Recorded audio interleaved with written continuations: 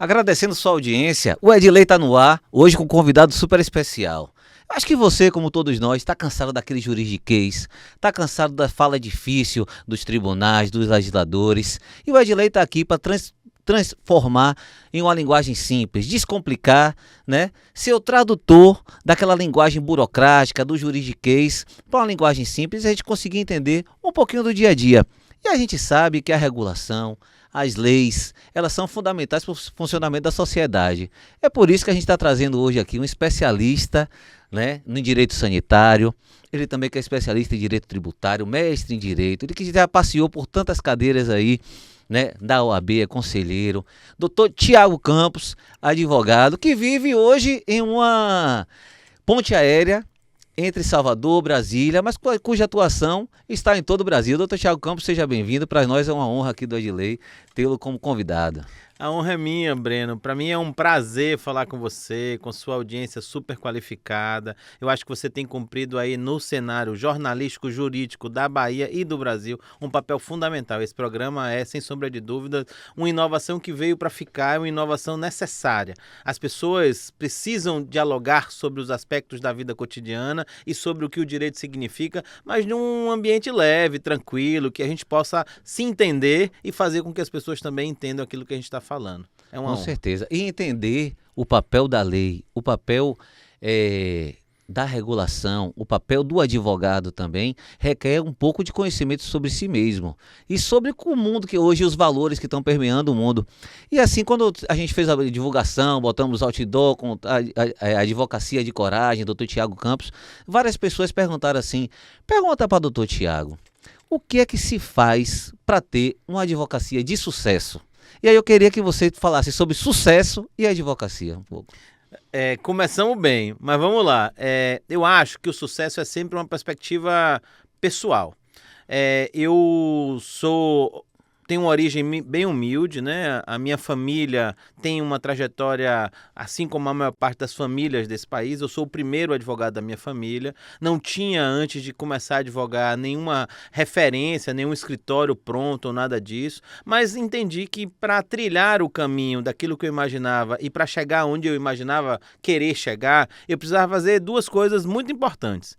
Primeiro, estudar bastante, entender que a formação técnica sólida, o conhecimento, ele precisa ser adquirido a partir dos estudos, e aquilo era importante, mas também tinha outra coisa, Breno, que eu acho que tá aí, é a noção que a gente precisa ter. A construção das relações políticas e humanas. O direito é, antes de tudo, uma ciência social. A gente se faz em sociedade a partir do diálogo, do conhecimento, mas também, especialmente, das relações que construímos. E construir relações, elas precisam ser a partir de pautas e princípios que sejam comuns com aquilo que você tem ali de diretriz, desde a sua formação pessoal, familiar, mas que você possa trazer para a sua vida profissional aquelas expectativas. Então, assim, eu sempre me pautei nas relações com que eu estabeleci, seja do meu início da minha formação, na faculdade, nos estágios em que tive a oportunidade de fazer, e na vida profissional, sempre a partir de uma linha ética, correta, humana e de reconhecimento do outro como um sujeito tão importante quanto a mim mesmo. Então essa foi a baliza que eu acho que me colocou nos espaços onde eu ocupei. Não posso dizer, e de fato acho que tem uma trajetória aí de longa data, mas que ela me reflete para mim um papel importante. Eu posso dizer para mim, dentro daquilo que eu me planejei ser, de me transformar numa referência no campo jurídico específico desse, do direito à saúde, eu consegui chegar lá. É claro que eu ainda tenho sempre desejo ir além, né? E nesse caminhar eu vou construindo, a partir dessas relações, do estudo, o lugar onde eu acho que me satisfaz, me deixa feliz, me faz feliz com aquilo que eu consegui construir profissionalmente até aqui. Eu acho que seu comentário tem várias coisas super importantes para a gente adquirir. É importante, assim, eu sempre falo, fazendo o Edilei, estudando e às vezes dando aula, palestra, a gente sempre aprende bastante. Mas uma coisa me chamou a atenção, que é você falou sobre o direito como ciência social. E hoje a gente tem uma perspectiva muito vazia.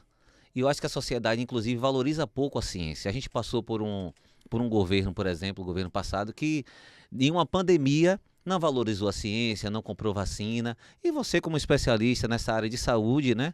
Eu acho que o que é que você acredita, assim, sobre a importância das instituições de saúde, Anvisa, tanto a nacional como a vigilância sanitária estadual e as que estão nos municípios, né?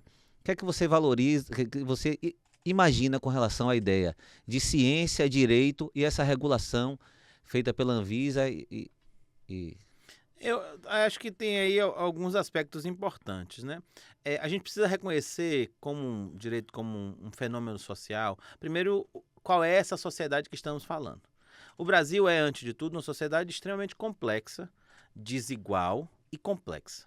Ou seja, aquilo que nos é mais desafiador é reconhecer que nós temos sujeitos muito peculiares, com visões de mundo, com desejos, com perspectivas, com posições de poder muito diferenciadas dentro dessa sociedade. Ao reconhecer essa sociedade com essa potência, a gente precisa também reconhecer que a organização dessa sociedade ela se dá entre os próprios sujeitos dessa sociedade, mas especialmente a partir daquilo que a gente consegue construir coletivamente. E aí, para ir para a sua pergunta objetivamente, as instituições que a sociedade brasileira construiu ao longo da sua trajetória, do seu processo histórico de formação, elas compõem esse enredo que a gente precisa entender. E algumas delas, elas são do Estado brasileiro, elas são instituições construídas a partir de disputas, de visões de mundo, de modelos de organização, que elas estão aí, que elas precisam ser reforçadas. E aí eu vou falar sobre algumas delas. Primeiro, reconhecer algo muito peculiar do meu campo em si de atuação. Nós constituímos, pela primeira vez na história desse país, apenas em 88, nós reconhecemos no território nacional saúde como direito. E definimos que, para a garantia desse direito, a gente teria uma política pública, a principal política pública para essa garantia, que é o Sistema Único de Saúde. E esse Sistema Único de Saúde cuidaria da saúde, dando a ele o contorno que a Constituição lá diz de relevância pública.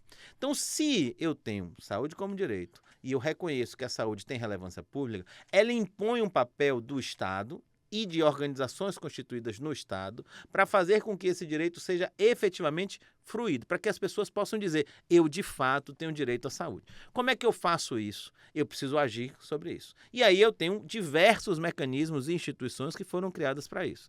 A Anvisa está aí, a EBSER está aí, o Ministério da Saúde está aí, o Conselho Estadual de Saúde está aí, a Secretaria Estadual de Saúde está aí.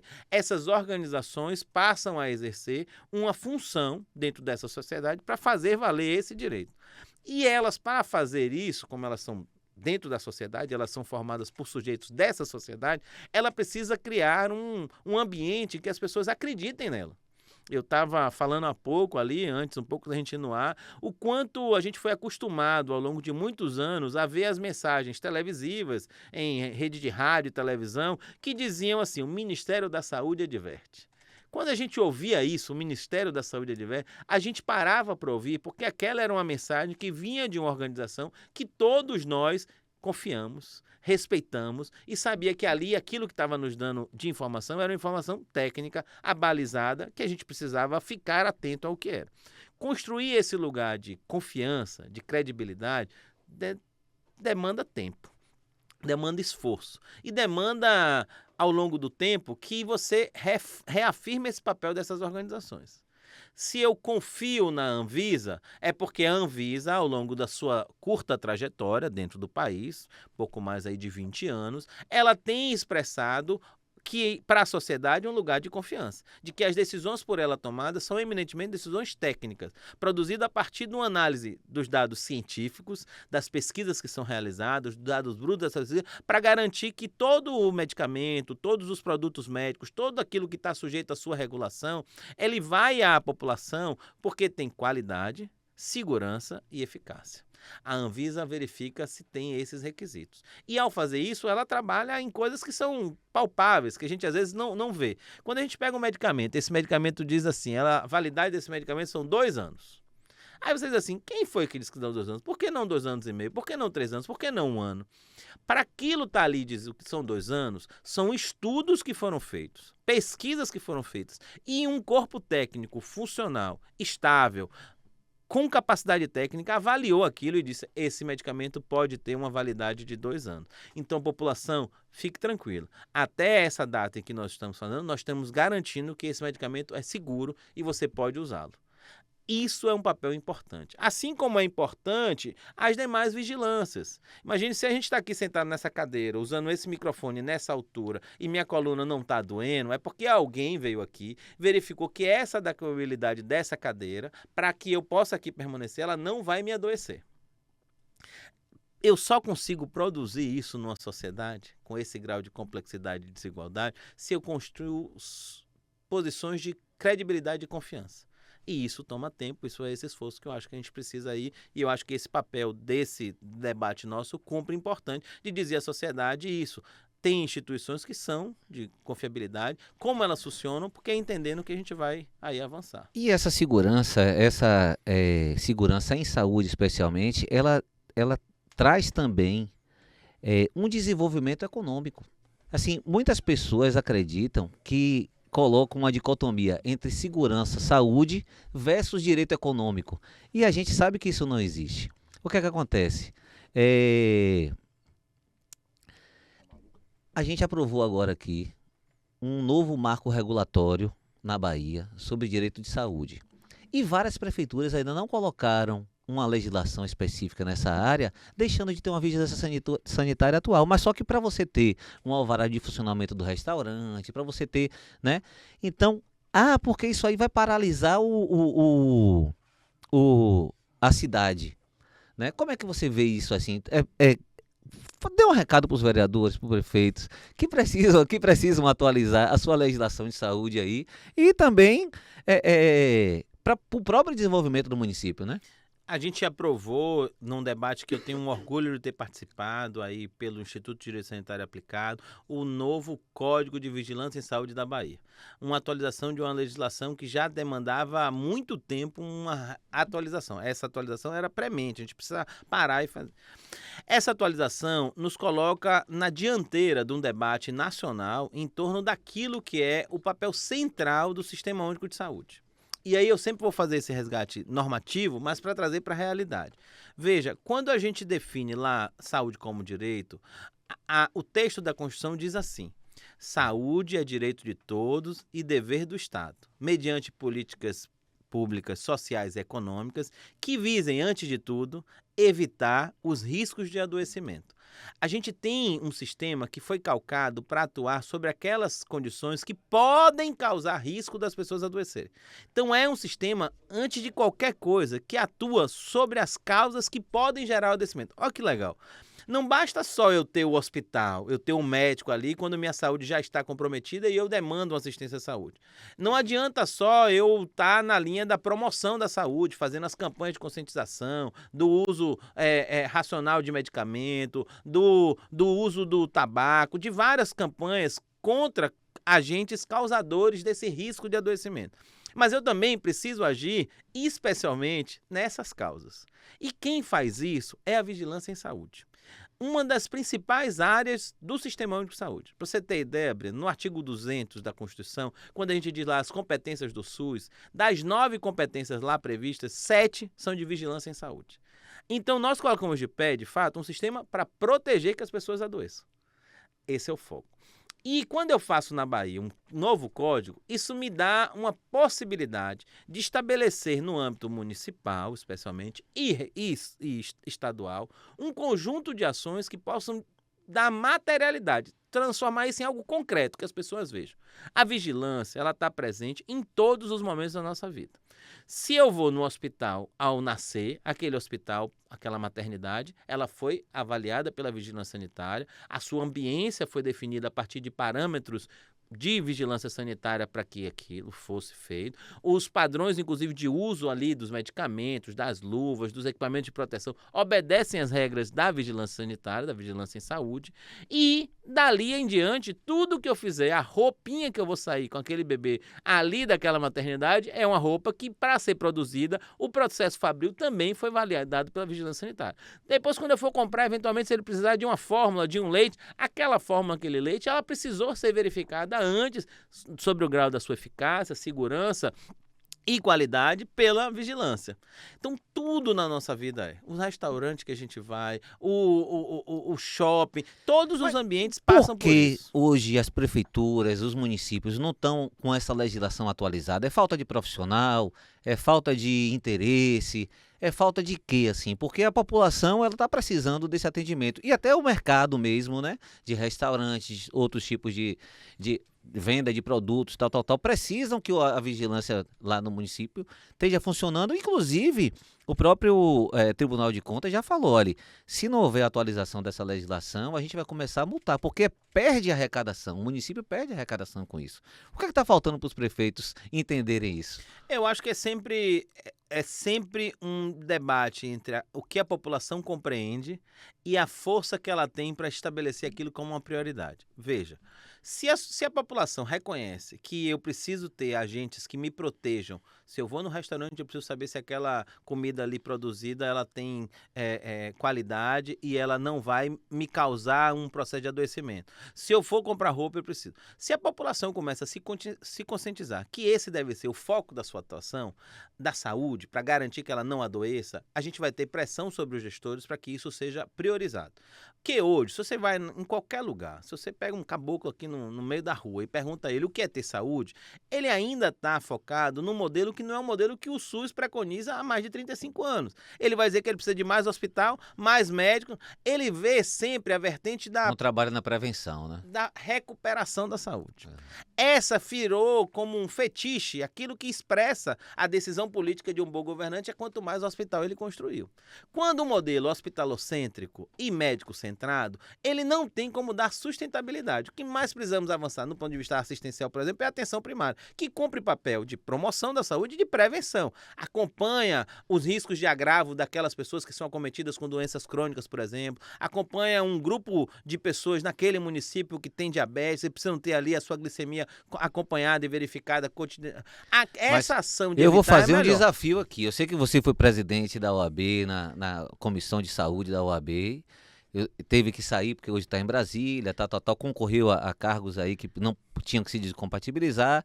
Mas eu vou fazer aí, doutor Felipe, viu, doutor Felipe? Tem que cobrar os prefeitos também e outras instituições têm que se juntar com o TCM para cobrar para que essa atualização, porque é importante para a saúde das pessoas, né? Não, e eu acho que tem um detalhe, Breno, que acho que você está chamando a atenção para algo muito importante. Veja, se eu quero que esse município faça essa ação, eu preciso reconhecer ela como importante, aquilo que eu falei. Primeiro é isso. Aí eu tenho uma vontade política, mas eu também vou enfrentar as resistências. Porque, veja, a ação da vigilância, ela é como a ação do fiscal do tributo, como a ação ela é o exercício do poder de polícia. Então, o poder público vai verificar a adequabilidade às normas daquele estabelecimento e, se ele não tiver, ele vai estabelecer mecanismos de sanção. Só para a galera já entender também, o poder de polícia não é aquela polícia, né? Que a polícia está lá, coercitiva, a PM civil, não. É o poder de polícia que está estabelecido no Código Tributário Nacional, que é o poder do Estado de agir para a proteção das pessoas, né? Que é a defesa do interesse público e do interesse coletivo acima do interesse privado. E aí, nesse exercício, sempre que o Estado vai se fazer disso, ele precisa ter força e ele precisa ganhar legitimidade. Porque, veja, eu vou fortalecer a vigilância, eu vou pegar o código e precisa fazer isso é um dever. Eu vou atualizar o Código Municipal e vou adequar ele a um conjunto de mecanismos e ferramentas necessárias para que eu possa autorizar o funcionamento de determinados estabelecimentos, para que eu possa agir na regulação do funcionamento desse estabelecimento, para que eu possa verificar, conceder alvará, autorizações de funcionamento para todos esses estabelecimentos que têm ali potencial de ampliar o risco de adoecimento da população. Para fazer isso, eu construo politicamente, eu dialogo, e outros atores importantes como a OAB, você tem chamado a atenção, mas o Ministério Público, a Defensoria, diversos outros atores e a própria Secretaria, nesse papel de diálogo e coordenação do Sistema de Saúde no território, precisa fazer isso. Mas precisa fazer nesse aspecto, dizer, gente, se nós agirmos aqui, nós vamos produzir melhores resultados de saúde. Eu vou ter pessoas menos adoecidas, eu vou despender menos recursos em áreas que são mais custosas para a reparação dessa saúde e eu vou cuidar dessas pessoas de verdade. E as pessoas vão ter que perceber isso. Mas a gente passa, e aí eu acho que o seu programa nesse debate cumpre esse papel fundamental, a gente passa por um processo de conscientização dessas pessoas. Veja, e eu volto a insistir isso, se um cidadão Ribeira do Pombal. Se ele vai ao médico e o médico olha ele, examina e diz a ele, não, tá tudo bem, eu não vou passar nada pro senhor, ele sai de lá achando que ele foi mal atendido. Ele até aguenta esperar o atendimento, chegar lá cedo para pegar uma ficha, tal. Mas se o médico não diz a ele que ele precisa de um medicamento, ele entende isso. É verdade. Se o prefeito começou uma obra de um hospital e o outro diz assim, antes de investir nesse hospital, eu preciso melhorar minha atenção primária em saúde, eu preciso melhorar minha vigilância em saúde, a população vai dizer que aquele não é um bom gestor.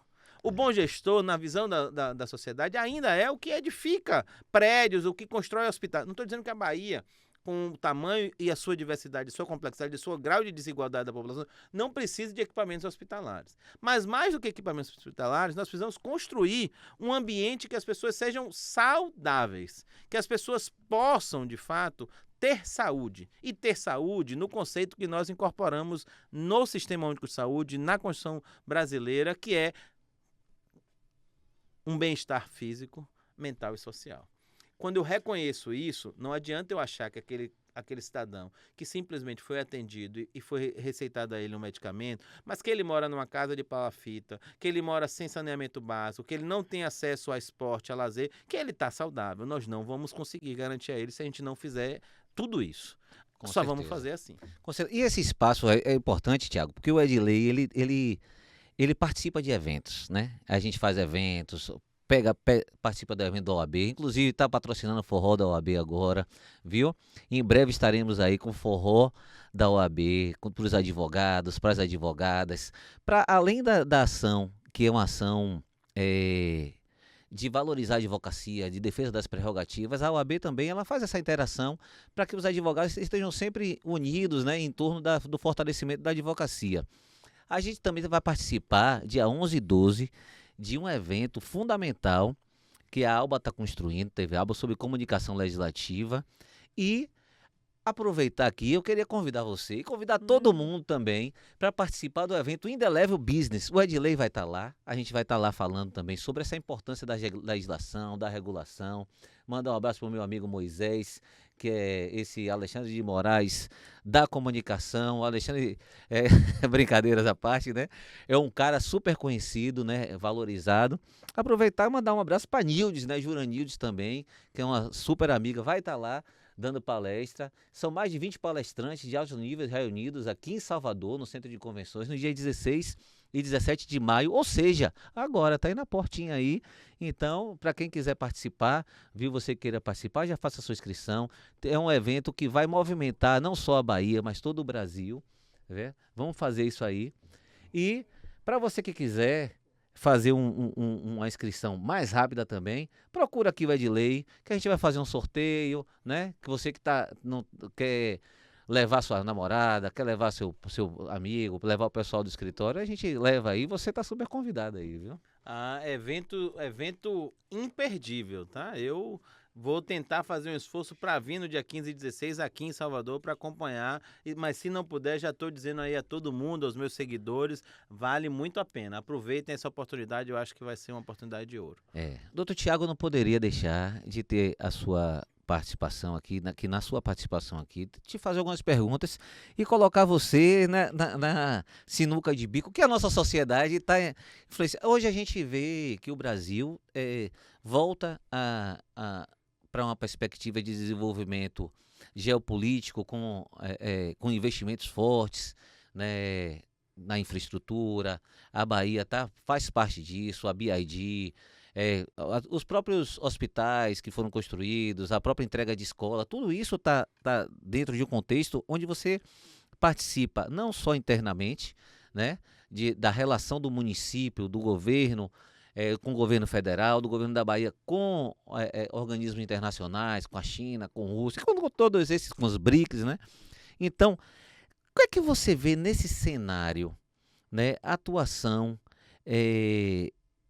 do governo da Bahia, do governo federal, né, das prefeituras, nessa concertação política? Eu sei que é uma pergunta muito vasta, mas ela passa, né, por uma visão de mundo de aceitação do outro, de você fazer aquela política pequena. Essa questão da segurança pequena, do atendimento pequenininho que vai no município, não é à toa. O Estado não pega dinheiro em banco para poder, né? São recursos públicos.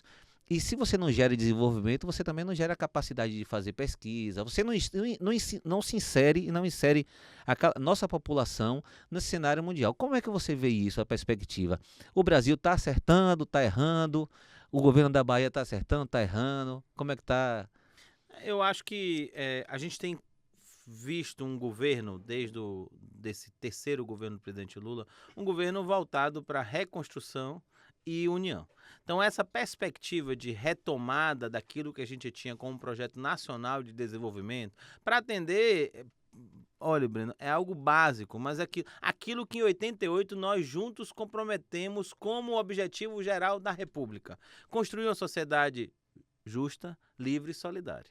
Se esse é o objetivo, se tem lá como desdobramento disso a erradicação da pobreza, o desenvolvimento nacional, a cooperação internacional soberana, respeitando as outras nações, eu acho que nós estamos retomando um projeto nacional de desenvolvimento. Por mais que nacional de desenvolvimento caiba aí uma série de outras disputas internas sobre de que modo se dará esse desenvolvimento, qual é a melhor forma de desenvolvimento. Mas só colocar de volta no trilho essa nação com grande potencial, um país que tem de extensão territorial mais do que a maior parte dos países do mundo, que tem riquezas naturais aí abundantes e que tem um processo de sua formação, que é aquilo que eu estava dizendo. Ao mesmo tempo que a gente tem uma sociedade complexa e desigual, como algo que nos dá um difícil tarefa de construir uma série de instituições, ao mesmo tempo isso é o que mais nos dá potência como nação.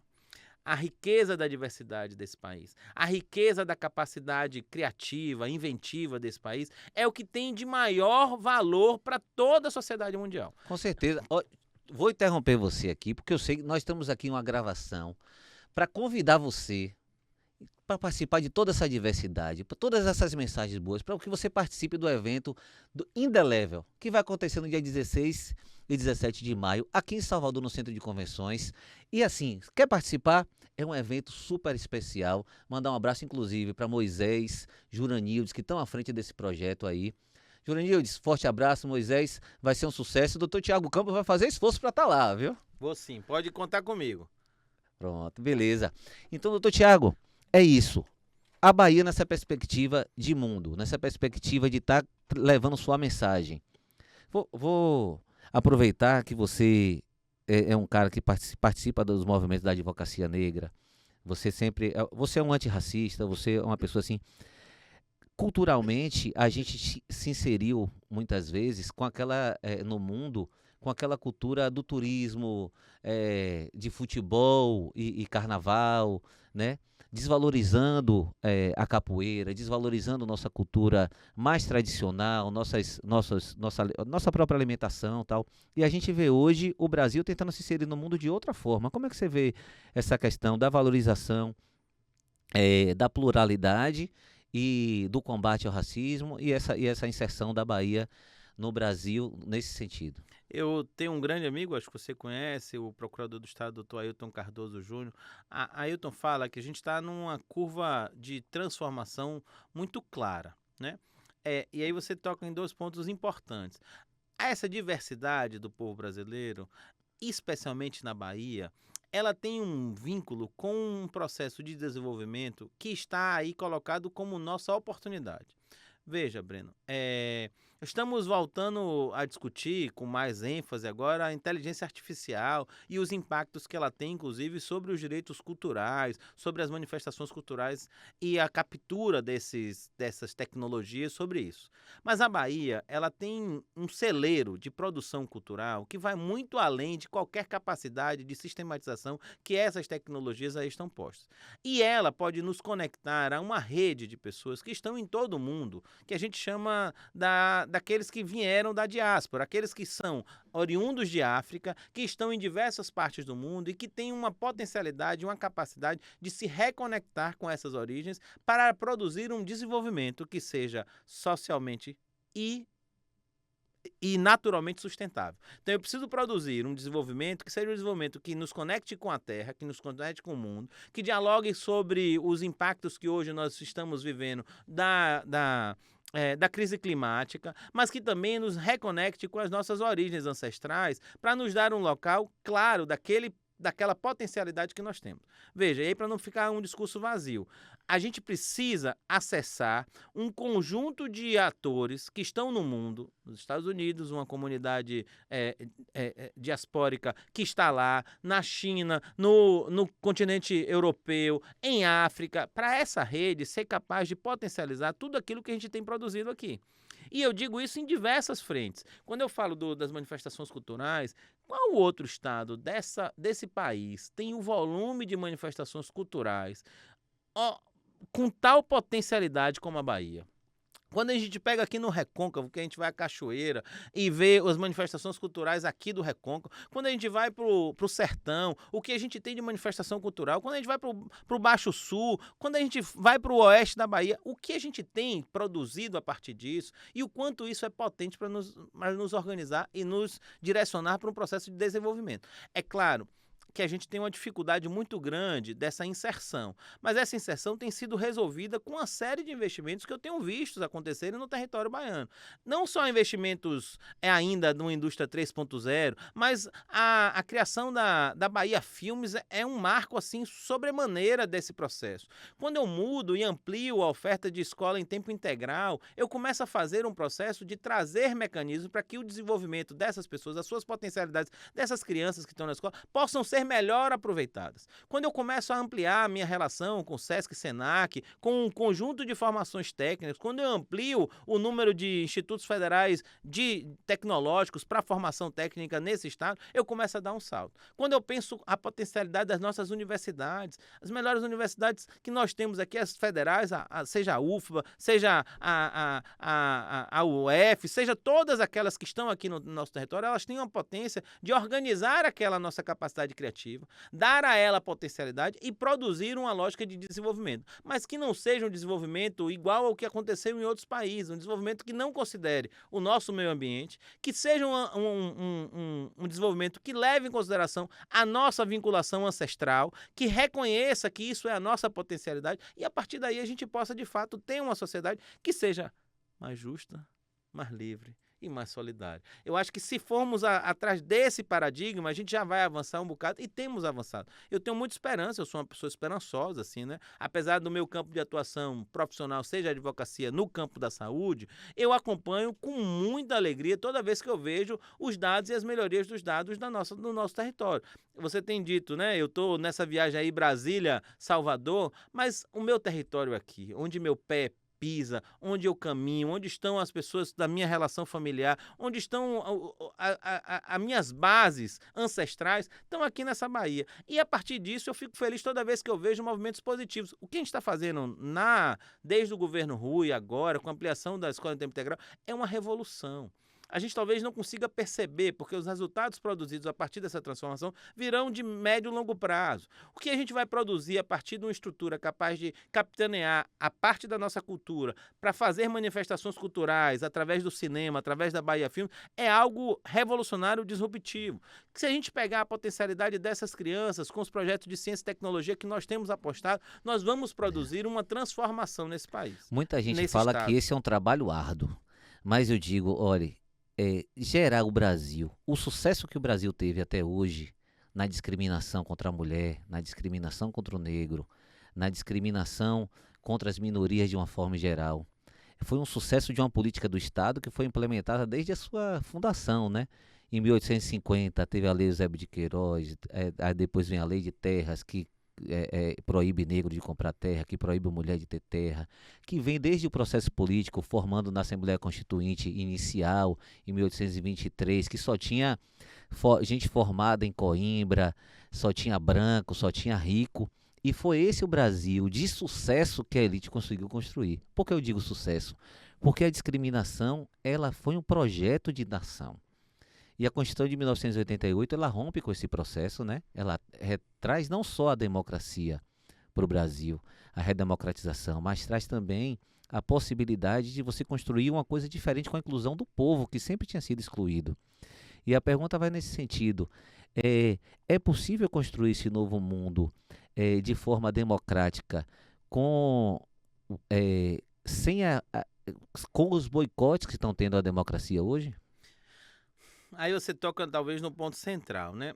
E aí eu só tenho um pouquinho de uma ênfase a um outro aspecto do processo de conformação da sociedade. No geral, o direito, ele expressa no papel, nas normas, na lei, na própria Constituição, aquilo que é fruto do embate social. Nós avançamos em superar, ou pelo menos dar início a um processo de superação, de enfrentamento, de constrangimento, pelo fim do machismo, pelo fim do racismo, pelo enfrentamento das chagas e dessas chagas que ainda nos marcam como povo, enquanto nação, que são imprescindíveis serem superados para a gente pensar em qualquer processo de desenvolvimento, a partir da luta social, da luta desse conjunto de atores que se organizam socialmente e disputam esses espaços. É claro que o Estado cumpre um papel que é sempre um papel levado em consideração que ele é formado por sujeitos, dos sujeitos que nele estão. Então, disputar os espaços de poder dentro do aparato estatal é necessário para que a gente possa fazer as transformações necessárias. Porque é esse mesmo aparato estatal que produziu, como você bem faz questão de lembrar, uma série dessas atrocidades para negar a condição de humano a pessoas negras, a excluir as mulheres e tantos outros grupos, como os povos originários, diversos outros. Então, o aparato estatal é importante ser ocupado, mas a partir de reconhecimento de que essa luta ela é do campo social e dos atores que estão na sociedade para isso. Mas ocupar isso. E aí, cada vez que um negro, um indígena, uma mulher chega e ascende a um espaço de poder, isso tem uma potencialidade de transformação que a gente tem que ter noção do quanto isso significa. Quando a gente diz assim, eu vou construir uma secretaria de políticas para mulheres e vou dar um espaço, inclusive em disputa do orçamento, para que ela possa produzir ações e políticas voltadas ao combate do machismo, ao empoderamento da mulher, a evitar que a gente tenha dados tão alarmantes em relação ao feminicídio e coisas contra a população LGBTQIA+, inclusive, a quantidade que nós temos hoje de homicídios por conta da condição daquela pessoa, daquele sujeito, em razão disso, ainda são alarmantes. Assim como a gente ainda vive num estado eminentemente racista.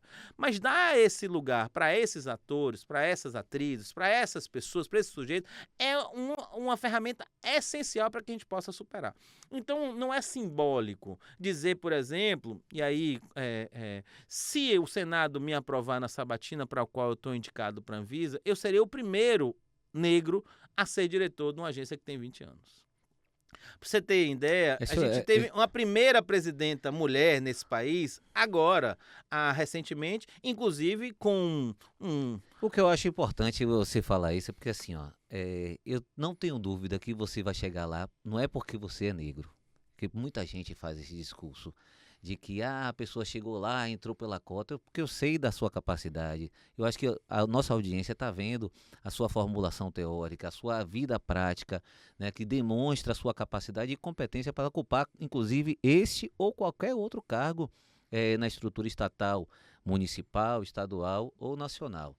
Quem sabe até uma estrutura eletiva. Eu tenho certeza também que você no parlamento ia fazer a diferença, como faz hoje através da sua advocacia, né, do assessoramento que eu sei que você faz a senadores, deputados aqui da Bahia. Mas assim, como é que você enxerga essa questão da ocupação de cargos hoje?